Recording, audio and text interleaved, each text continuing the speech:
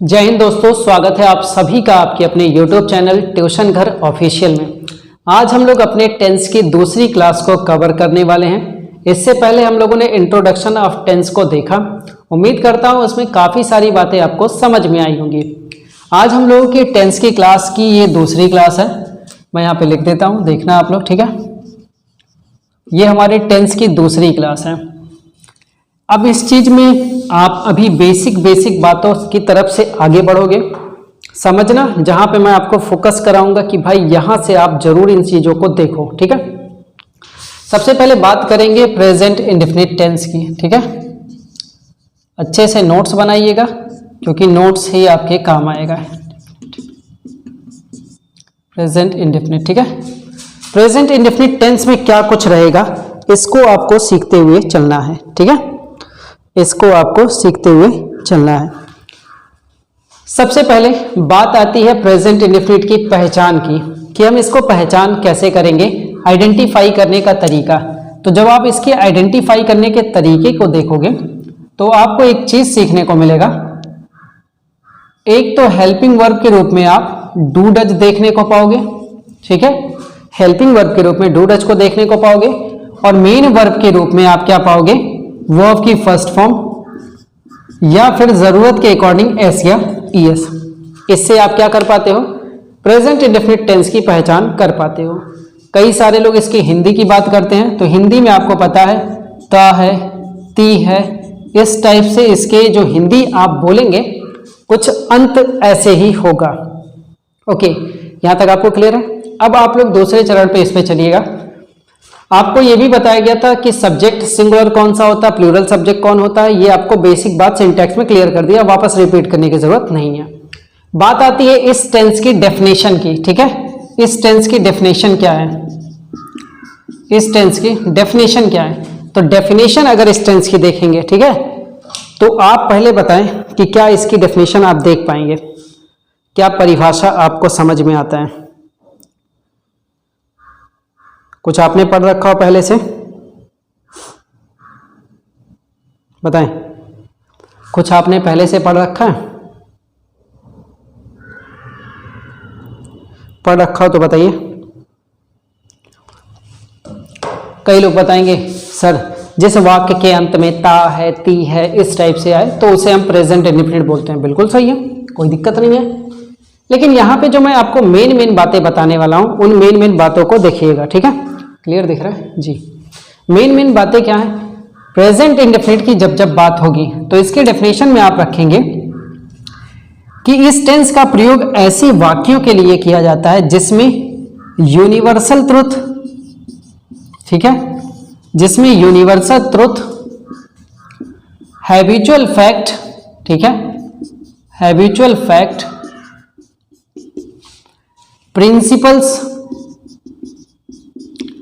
Principles.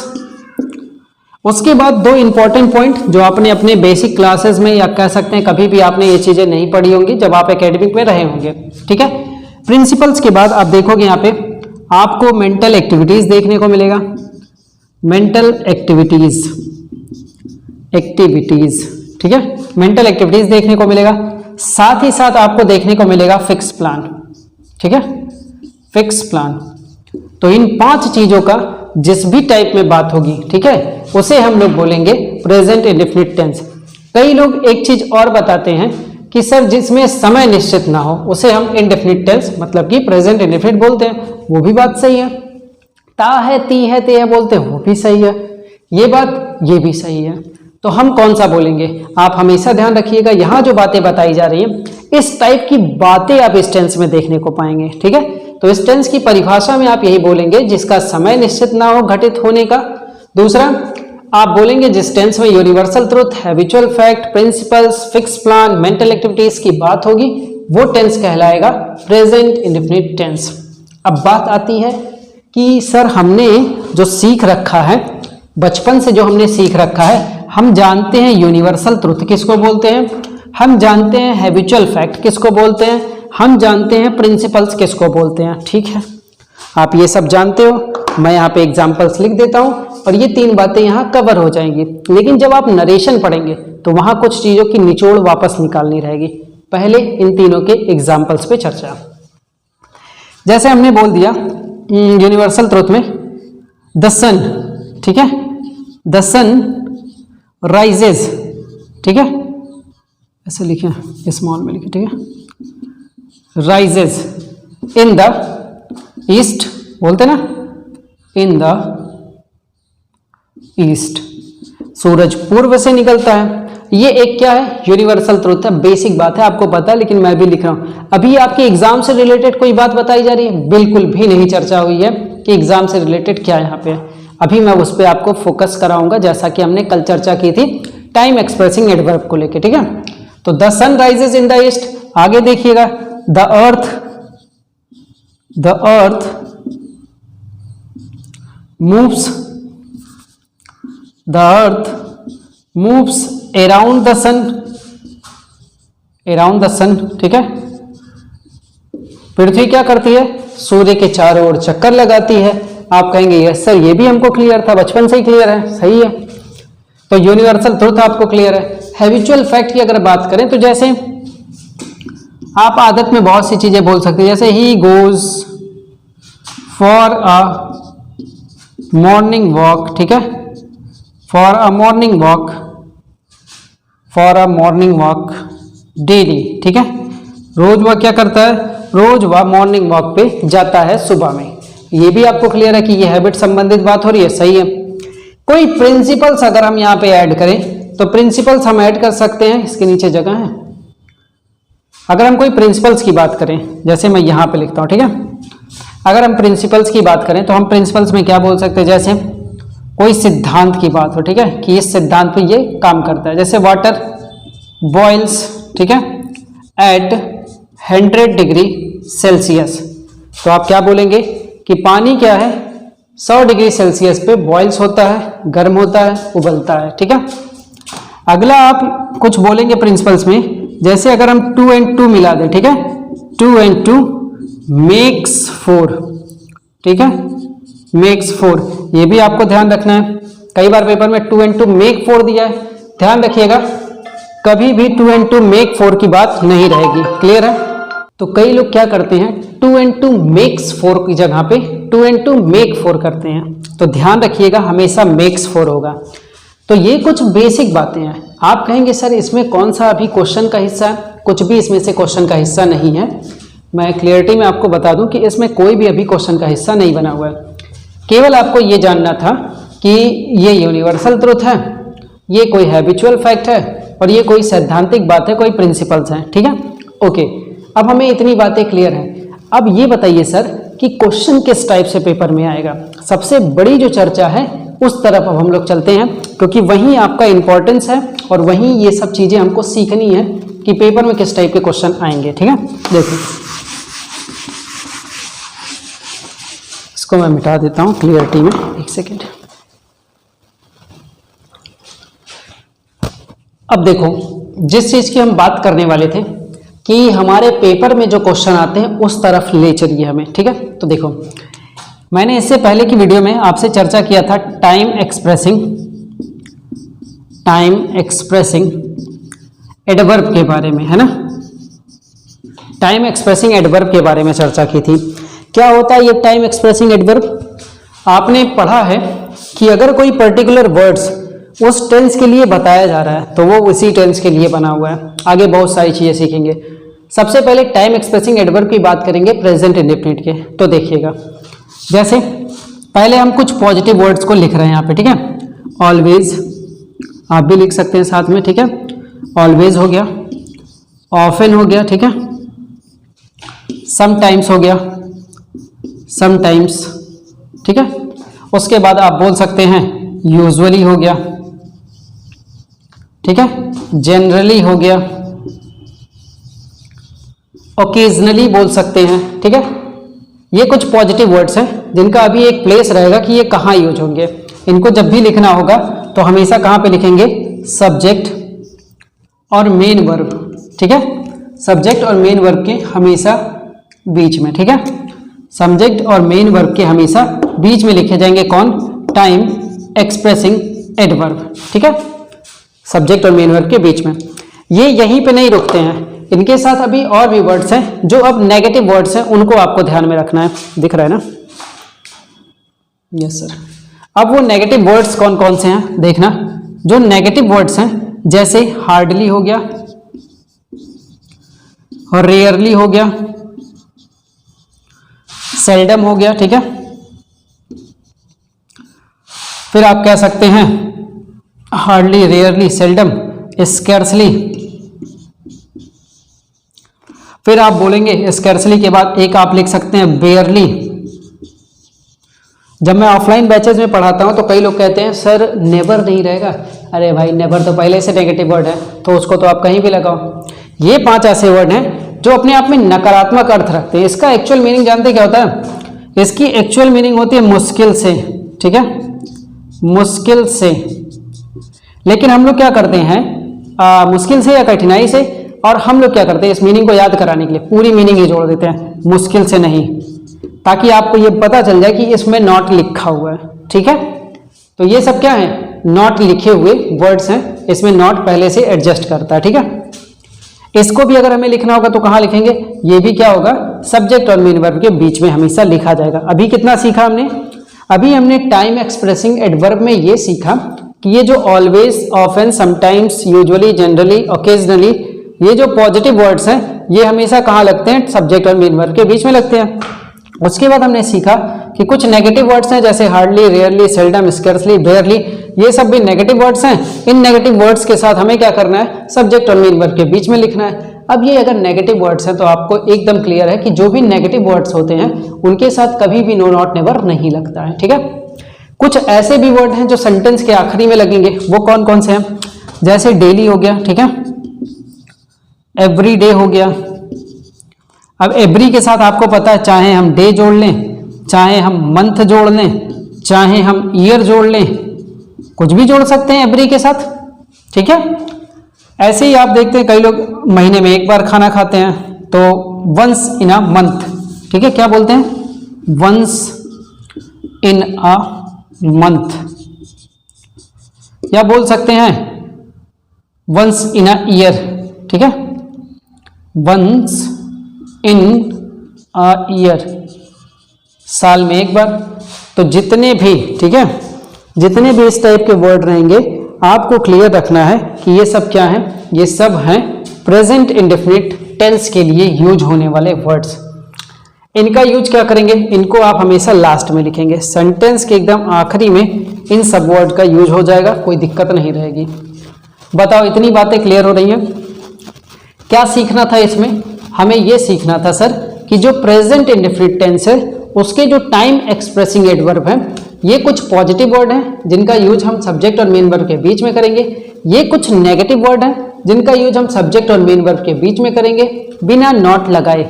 अगर not लिखा हुआ है तो वो गलत लिखा हुआ है, और ये कुछ वर्ड हैं जो सेंटेंस के आखिरी में लिखे जाएंगे।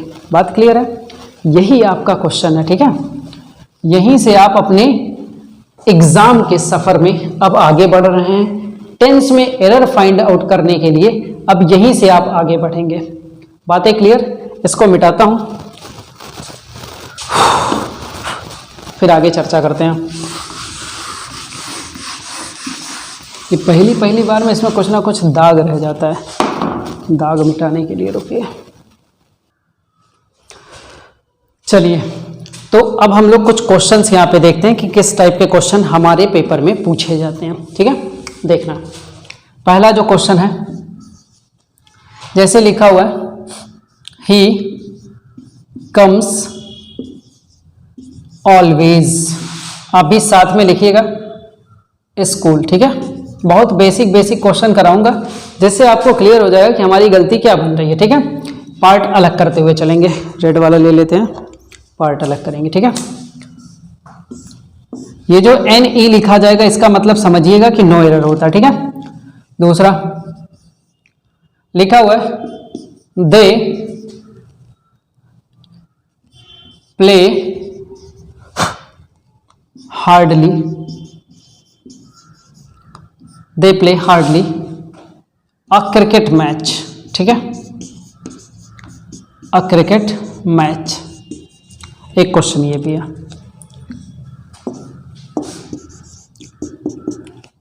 आगे देखना, ठीक है। सी डज नॉट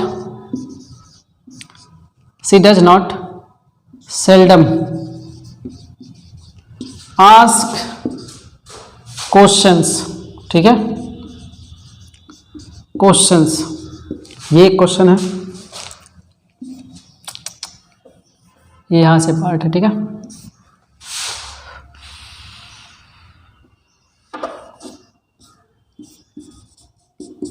अगला थर्ड नंबर ये हो गया। फोर्थ नंबर क्वेश्चन देखो, फोर्थ नंबर क्वेश्चन में लिखा हुआ है, यहां पे हम लोग लिखेंगे, लिखा हुआ है आई डू नॉट, ठीक है, I do not usually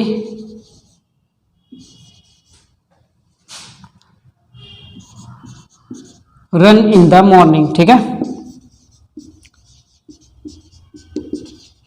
clear है। पार्ट अलग करते हैं।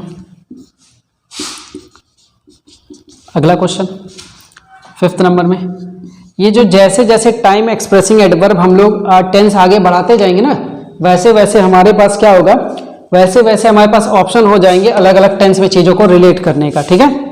अलग अलग टेंस में चीज़ों को हम रिलेट कर पाएंगे। अभी चूंकि लिमिटेड दायरा है, प्रेजेंट इंडेफिनिट में ही है, तो बहुत अच्छे अच्छे और बहुत ही नेक्स्ट लेवल के एग्जाम्पल नहीं बन पाएंगे, ठीक है। खैर, यहां से आपको ये बात क्लियर हो जाएगी कि हमको गलती कैसे फाइंड आउट करनी है, ठीक है। अगला क्वेश्चन, अगले क्वेश्चन में हम लोग बोल सकते हैं, यहाँ पे यहाँ लिखते हैं, यहाँ लिखते हैं रवि, ठीक है, रवि डू नॉट, ठीक है, Ravi do not teach the students, ठीक है, teach the students in the morning, ठीक है। ये भी आप अभी देखेंगे कि क्या ऐसे भी क्वेश्चन पूछे जाते हैं, बिल्कुल पूछे जाते हैं सर।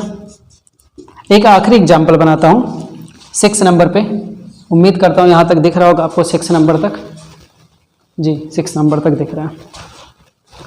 लिखेंगे यहाँ पे, हमने यहाँ पे लिखा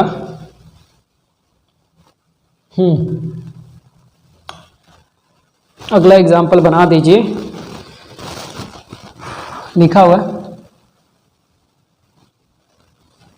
ही डज नॉट या ही राइट्स, ठीक है, यहाँ पे लिखते हैं और बढ़िया सा, ही यूजुअली लिख चुके हैं, ठीक है, ही जनरली, ठीक है, ही जनरली राइट अ लेटर, ठीक है। ये हमने एक क्वेश्चन लिख दिया, ठीक है। अब देखो, अगर हम बात करें इन क्वेश्चंस की और हमें फाइंड आउट करनी हो गलतियां, ठीक है बॉस, तो अब गलती फाइंड आउट करके दो कि इस क्वेश्चन में क्या गलती होगी।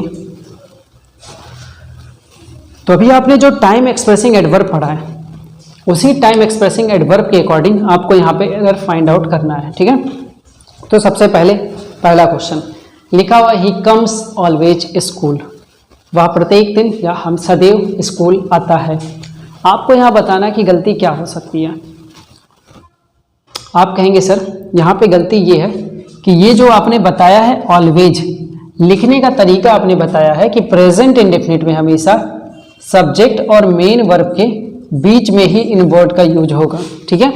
सब्जेक्ट और मेन वर्ब के बीच में ही इन वर्ड का यूज होगा, इसलिए इस ऑलवेज को हम क्या करेंगे, इस ऑलवेज को हम यहाँ पे ला के रख देंगे, जिससे कि हमारा पूरा सेंटेंस सही हो जाएगा।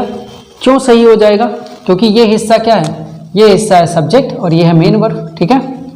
ये हिस्सा है सब्जेक्ट और ये है मेन वर्ब, और जाके ये बीच में लग गया, ठीक है।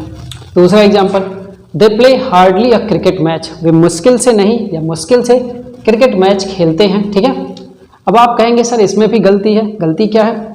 इसको आप देखें, ये जो हार्डली लिखा हुआ है इसका लिखने का प्लेस कहाँ पे है? इसको अगर हम लिखना चाहें तो हमेशा सब्जेक्ट और मेन वर्ब के बीच में लिखेंगे, मतलब ये आपका मेन वर्ब हो गया और ये सब्जेक्ट हो गया।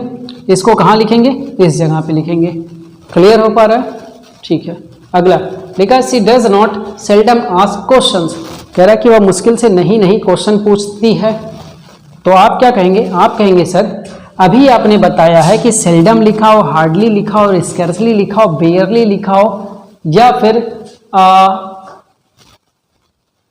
सेल्डम, 5 वर्ड जो भी आपको बताए गए, अगर इनमें से कोई भी आता है तो ये अपने आप में तो नेगेटिव वर्ड है, ठीक है। तो नेगेटिव होने के साथ इनके साथ कभी भी नो नॉट नेवर नहीं लगेगा, ठीक है। तो आप कहेंगे सर ये गलत लिखा हुआ है, तो इस पूरे को आप गायब करिएगा, ठीक है। पूरा डज नॉट गायब करिएगा, क्योंकि ये इसी के साथ लग के आया हुआ है, ठीक है। ये इसी के साथ लग के आया है। पूरा डज नॉट गायब होगा, पूरा डू नॉट गायब होगा, पूरा डिड नॉट गायब होगा, ठीक है। क्यों गायब हो, क्योंकि इसी के साथ लग के आया है। और जब हम प्रेजेंट इंडेफिनिट का स्ट्रक्चर बनाते हैं पॉजिटिव वाला, तो हमें मिलता है सब्जेक्ट वर्ब की फर्स्ट फॉर्म, जरूरत के अकॉर्डिंग एस या ईएस, और फिर हमें मिलता है एक ऑब्जेक्ट। यही एक प्रॉपर तरीके का स्ट्रक्चर है। तो आप कहेंगे सर ये पूरा गलत लिखा हुआ है, इसको पूरा हटा दीजिए, हट गया। अभी इसमें और क्या चेंजेस करने हैं, आप कहेंगे सर चूंकि यहाँ पे सी लिखा हुआ है और हमें पता है कि जो सब्जेक्ट हमारा सिंगुलर होता है, यहाँ देखिएगा, जो सब्जेक्ट हमारा सिंगुलर होता है उसके साथ हमें क्या करना रहता है, उसके साथ हम हमेशा क्या करते हैं, एस या ईएस लगाते हैं ना। उसके साथ हम क्या करते हैं, हमेशा एस या ईएस लगाते हैं। जैसे ही सिंगुलर है, सी सिंगुलर है, ठीक है। ऐसे आप कहेंगे कि कोई नाम भी क्या है, सिंगुलर है, तो जितनी चीज़ें सिंगुलर उनके साथ एस या ईएस लगाना है। तो इस आस्क में क्या कर देंगे, वर्ब की फर्स्ट फॉर्म में आस्क कर देंगे, तब जाके ये पूरा का पूरा हिस्सा करेक्ट होगा, सही होगा, ठीक है। अगले नंबर क्वेश्चन पे लिखा I do not usually run in the morning. पूछ रहा है इस क्वेश्चन में क्या गलती है।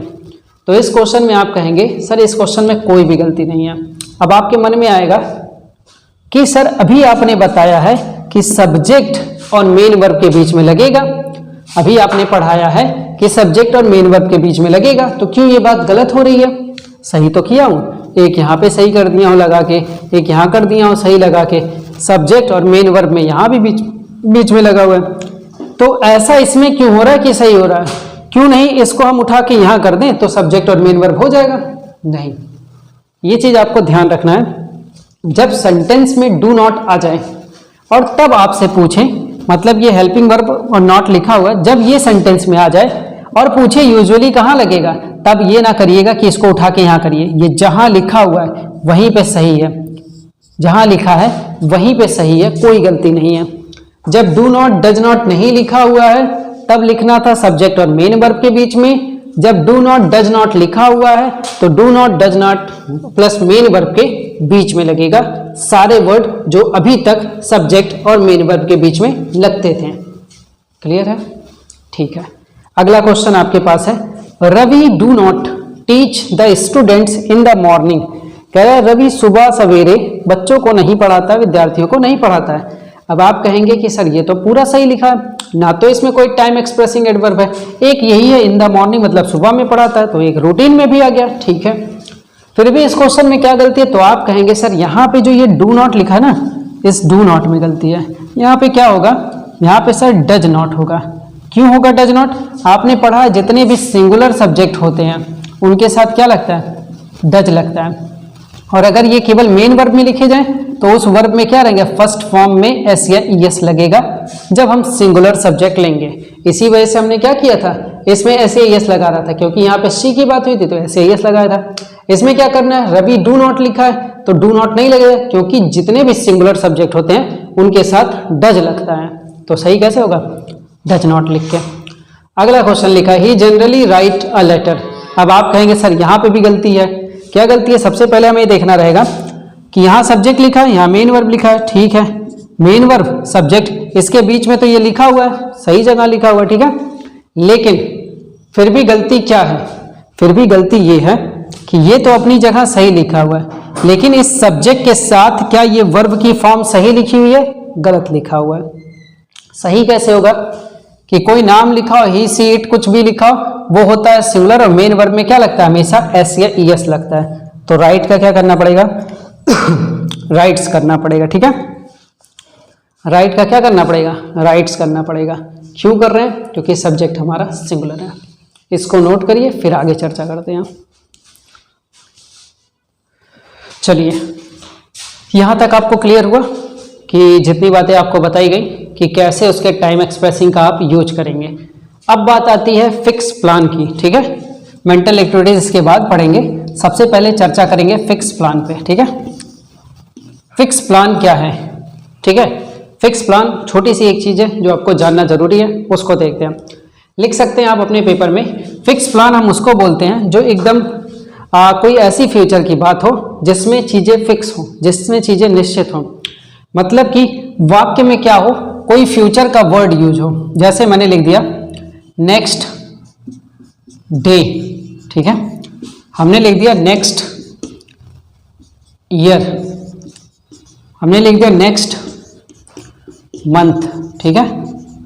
हमने कोई डेट लिख दिया, सीधे ईयर लिख दिया, ठीक है। मंथ लिख लिया इन जुलाई, ठीक है, इन जुलाई। क्लियर हो पा रहा है? हमने कोई फिक्स चीजें लिखी हुई है फिक्स प्लान में, क्लियर है। हमने कोई फिक्स मंथ लिख दिया या फिक्स चीजें लिख दी हैं जो फ्यूचर की बात, जैसे हम टुमारो भी लिख सकते हैं, ठीक है। क्या लिख सकते हैं? टुमारो भी लिख सकते हैं। तो ये कुछ वर्ड्स हैं जो आपको फिक्स प्लान की तरफ लेके जा रहे हैं, फिक्स चीजों की तरफ ले जा रहे हैं। कहा जाता है कि जितनी भी चीजें फिक्स हैं उनको लिखने का तरीका रहेगा कि उसे आप हमेशा क्या करें, प्रेजेंट इंडेफिनिट टेंस में लिखें, ठीक है। उसे आप किस में लिखें? प्रेजेंट इंडेफिनिट टेंस में लिखें। अब आपके मन में ये चीजें सवाल आएंगे कि सर ये तो फ्यूचर के भी वर्ड, हम अगर ये बोले आई विल कम या आई शैल कम नेक्स्ट डे, कोई दिक्कत नहीं है। आई शैल कम नेक्स्ट ईयर, क्या दिक्कत है? कोई दिक्कत नहीं है। तो हम कैसे कंफर्म करेंगे कि फिक्स प्लान ये वाला सही है, ये वाला गलत है? देखिएगा, जैसे मैंने यहाँ पे कुछ एग्जाम्पल, इंक भर लूँ, ठीक है। इसको थोड़ा अच्छे से समझिएगा। थोड़ा सा अच्छे से समझने का मतलब है कि ये जो हिस्सा है पूरा का पूरा लॉजिक बेस है ऑप्शन के। जैसा आपके सेंटेंस में ऑप्शन दिया जाएगा वैसे ही क्वेश्चंस आप यहाँ लगाएंगे, मतलब उसी तरीके से आप इसको डील करेंगे। ओके, एक सेकेंड ना, दिख रहा होगा ना? यस, देखो बात हो रही है चीज़ों की। जैसे मैंने अगर बोला स्कूल, ठीक है, या स्कूल्स, ठीक है, रीओपन इन जुलाई। फिर मैंने यही लाइन बोली, स्कूल विल रीओपन इन जुलाई, ठीक है। फिर हमने बोला द प्राइम मिनिस्टर या द पीएम, जो भी आप लिखिए, ठीक है, या सीधा सीधा आप लिखिए PM comes here tomorrow, comes here tomorrow. अगला आपने लिख दिया PM will come here tomorrow. आप कहेंगे दोनों में क्या गलती है? आप कहेंगे दोनों में क्या गलती है? अगर हम दोनों लिख पा रहे हैं सेंटेंस में, तो मैं आपको अपनी तरफ से बताऊंगा कि दोनों में कोई दिक्कत नहीं है, दोनों ही सेंटेंस सही हैं। तो सर कैसे हमें पता चलेगा कि ये फिक्स प्लान का काम कर रहा है, या हम प्रेजेंट इंडेफिनिट लगाएं, ये फिक्स प्लान नहीं है, इसे हम फ्यूचर इंडेफिनिट में लेके जाएं? ये आपके मन में आएगा। अब देखो यहाँ पे पूरा का पूरा गेम किस चीज़ पे है, ये दोनों बातें सही हैं, इन दोनों को कोई गलत नहीं काटेगा, ठीक है, इन दोनों को कोई भी गलत नहीं काटेगा, दोनों दोनों सही है। लेकिन अगर मान लीजिए आपने कोई चीज़ ध्यान में रखा हुआ और आपको पता है कि अगले दिन आप चीफ मिनिस्टर, डीएम या पीएम से मिल रहे हैं, तो ऐसे कंडीशन में आप ये कहेंगे कि आपकी जो प्लानिंग है, आपका जो अपॉइंटमेंट है वो फिक्स है। तो जब वो चीज़ फिक्स है या वो अपॉइंटमेंट फिक्स है, तो आप क्या करेंगे, हमेशा अपनी तरफ से प्रेजेंट इंडेफिनिट टेंस का ही यूज करेंगे। हमेशा अपनी तरफ से आप क्या करेंगे, प्रेजेंट इंडेफिनिट टेंस का ही यूज करेंगे, इस वाले में नहीं लिखेंगे, ठीक है। अब मान लीजिए एग्जाम में आता है, तो हम गलती कैसे फाइंड करेंगे? तो मैंने अभी आपको बताया है कि दोनों बातें सही हैं, एग्जाम में ऑप्शन मैटर करता है। जैसे मैं इसी एग्जाम्पल को आपको ऑप्शन से दिखाता हूँ। मैंने लिखा सीएम, ठीक है, सीएम ब्लैंक मैंने कर दिया, ठीक है, हियर, ध्यान से देखना, ठीक है, टुमारो। अब मैंने ऑप्शन क्या दे दिया, सीएम ही लिखा हूँ, ठीक है। सीएम लिख सकते हैं, पीएम लिख सकते हैं, दोनों ही ठीक है, ठीक है। CM comes here tomorrow, the chief minister, या ऐसे लिख सकते हैं द प्राइम मिनिस्टर, ठीक है, द प्राइम मिनिस्टर, कुछ भी लिखो, ठीक है, दोनों दोनों वही है, ठीक है। अब आप ऑप्शन मिल रहे हैं, देखना ऑप्शन, एक ऑप्शन में हमने रख दिया, एक में हमने रख दिया कम, एक में हमने रख दिया विल कम, ठीक है, एक में हमने रख दिया केम, और एक में हमने रख दिया वाज कमिंग, ठीक है। अगर मैं आपसे पूछूं ये बताओ भाई इन चारों में से कौन सा ऑप्शन आप इसके लिए लगाओगे, तो आप तो सीधा बोलेंगे कि सर सिंपल सी बात है, ये एस या यस लगा होता तो हम समझते कि यहाँ फिक्स प्लान की बात कर रहा है, ये गलत है, ये भी गलत है, पास्ट में होगा नहीं, टुमारो की बात कर रहा है, वाज कमिंग भी नहीं होगा। अपने पास एकमात्र ऑप्शन बचा है कि हम वहाँ विल कम का यूज करें। तो पूरी लाइन क्या हो जाए, द प्राइम मिनिस्टर या the CM will come here tomorrow, ठीक है, will come here tomorrow, question के अकॉर्डिंग हो क्या। अगला, अगर हमने ऑप्शन क्रिएट कर दिया ऐसे, देखना, एक हमने लिखा, हमने लिख दिया केम, ठीक है, हमने लिख दिया कम्स, हमने लिख दिया हमने लिख दिया एक पास्ट में और बनाते हैं हैड कम, ठीक है, हमने लिख दिया हैड कम, और एक हमने लिख दिया कुछ और सा ऑप्शन बना देते हैं यहाँ पे वाज कम कर दीजिए, ठीक है, वाज कमिंग, ऐसा ऑप्शन बना दीजिए। अब आपसे ये पूछा जाए कि ये बताओ अब इन चार ऑप्शंस में से आप क्या लगाओगे, तो आप कहेंगे सर सिंपल सी बात है, यहाँ पे हमें कम्स लगाना है क्योंकि ये एक फिक्स प्लान की बात कर रहा है और फ्यूचर की बात कर रहा है, तो केम भी नहीं होगा, वाज कमिंग भी नहीं होगा, हैड कम भी नहीं होगा। अब आप कहेंगे सर हमको तो ऑप्शन समझ में आ गया कि पहले वाले सिचुएशन में क्या करना है, दूसरे वाले सिचुएशन में क्या करना है, ये बताइए अगर दोनों सिचुएशन एक साथ आ गया तो, जैसे ऑप्शन में कम्स, ऑप्शन में विल कम, ऑप्शन में हैड कम, ऑप्शन में केम। अब बताओ अब क्या लगेगा। सबसे ज़्यादा जो जानने वाली बात और ज़रूरी डिस्कशन थी वो यही है कि अगर अब लगाना हो तो अब क्या लगाएंगे आप। तो अब यहाँ पे आप एकदम आपको क्लियर रहना है कि भाई जब बात हो रही है फिक्स प्लान की, ठीक है, जब बात हो रही है फिक्स प्लान की तो केवल और केवल फिक्स प्लान के लिए हम क्या लगाएंगे, प्रेजेंट इंडेफिनिट टेंस का यूज करेंगे, वही टेंस हमारे लिए सही होगा। बाकी सारी बातें इन ऑप्शंस के अकॉर्डिंग गलत हो जाएंगी, ठीक है। केवल और केवल क्या रहेगा, प्रेजेंट इंडेफिनिट टेंस रहेगा, ये बात तो आपको याद रखनी है। और कुछ भी प्रेजेंट का लिखा हो, ठीक है, कुछ भी प्रेजेंट का लिखा हो वो सब प्रेजेंट सही है अगर दोनों ऑप्शन उसमें दिखे हैं। प्रेजेंट कुछ भी सही होने का मतलब, अगर कोई हैज से लिखा होता वो भी सही मानते, अगर कोई इज एम आर में से लिखा होता वो भी सही मानते। प्रेजेंट इंडेफिनिट में लिखा है तो सोने पे सुहागा है। क्लियर मेरी बात। जब दोनों ऑप्शन रहेंगे तो केवल क्या, प्रेजेंट इंडेफिनिट, और कुछ भी प्रेजेंट का लिखा हो वही सही है, पास्ट का नहीं सही है, फ्यूचर का भी नहीं सही है। मेरी बातें आपको क्लियर हैं। तो फिक्स प्लान को आप इन तीन पहलुओं पे जब रख के देखोगे तब आपको एक्चुअल बात समझ में आएगी जो आपको पढ़ने से नहीं समझ में आया होगा। क्लियर है। चलिए आज की क्लास में हम क्लास को यहीं पे रोकते हैं। आज आपने फिक्स प्लान तक चीज़ें सीख ली हैं, नोट्स बनाइएगा, चीज़ों को एक एक चीज़ों को याद करिएगा। अगले दिन हम जब चर्चा करेंगे तो मेंटल एक्टिविटीज़ के साथ साथ प्रेजेंट कंटिन्यूअस पे भी चर्चा करेंगे। ठीक है, आज की क्लास में इतना ही। टेक केयर, जय हिंद।